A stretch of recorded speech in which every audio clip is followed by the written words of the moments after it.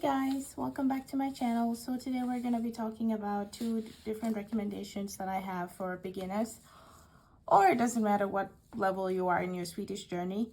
We're all here to learn. So I think this is going to be mostly applicable for people that are in the Intro Kurs, which is sometimes called Solution, and the beginning of your SFI journey. So we have here two books. We have Lär mig engelska, which is funny because you still teach English, and then we have Tusen ord på engelska.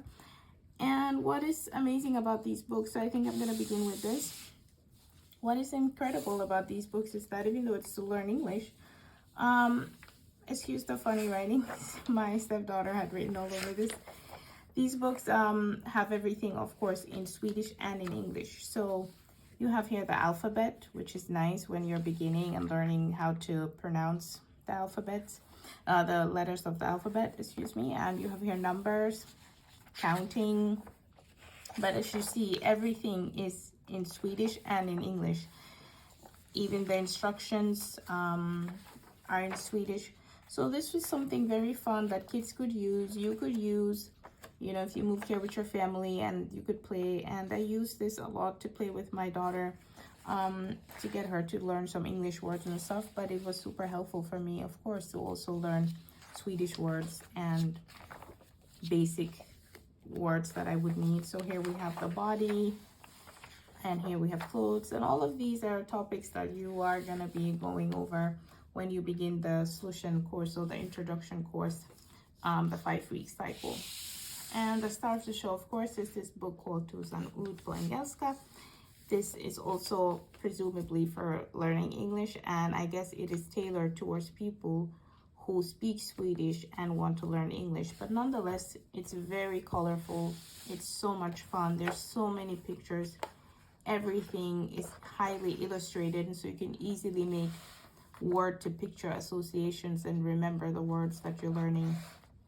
And I'm going to go back here to the subjects or the different chapters, because everything you could possibly think of is covered here, from, you know, the kitchen to home and family, your health, food, the city, the town, seasons, animals, position words, time, numbers. I mean, you name it, it's here. And I think this just gives you a very good overall summary and just introduction to the language. If you have 1,000 words, I mean, that's a pretty good vocabulary, I would say. I don't know all these words, of course, and sometimes I forget. So this is always something I use as a reference point, and I always come back to this book.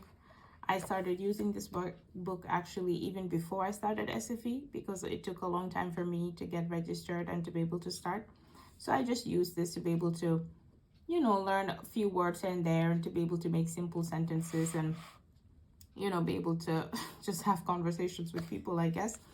And I love the fact that it is so illustrative. I like the fact that it has all these colors, and it is for kids, but my God, is this fantastic. It's just, I love it so much. And I think this book really helped me at just getting my foot into learning words and stuff. The only downside I would say to this is, unfortunately, this doesn't tell you if it's an N or ett ord. And if anybody has learned Swedish, they know. I'm going to bring it in closer so we can see.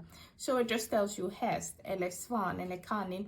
It doesn't actually tell you for all of the nouns, substantiv, I guess it's called in English, if it's in Swedish, excuse me.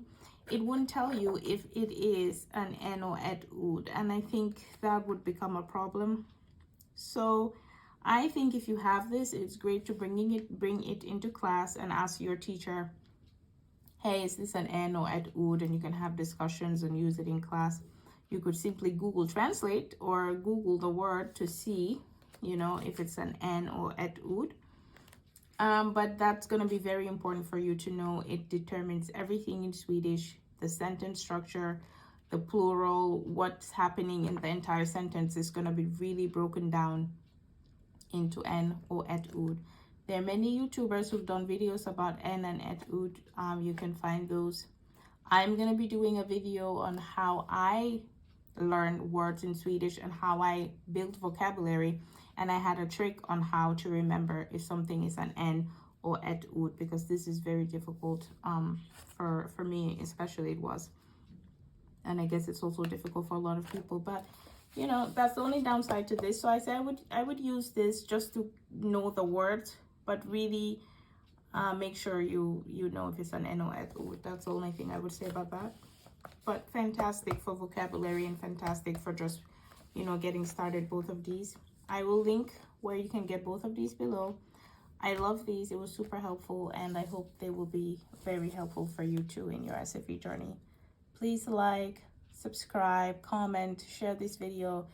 I want to really grow this community and help as many people as possible, and have a really just engaging community to discuss SFI and my journey and other people's journeys. So thank you so much for watching. Tack så jättemycket, and now I will say hej då, and I hope that I will catch you soon in my next video. Hej då, tack så mycket.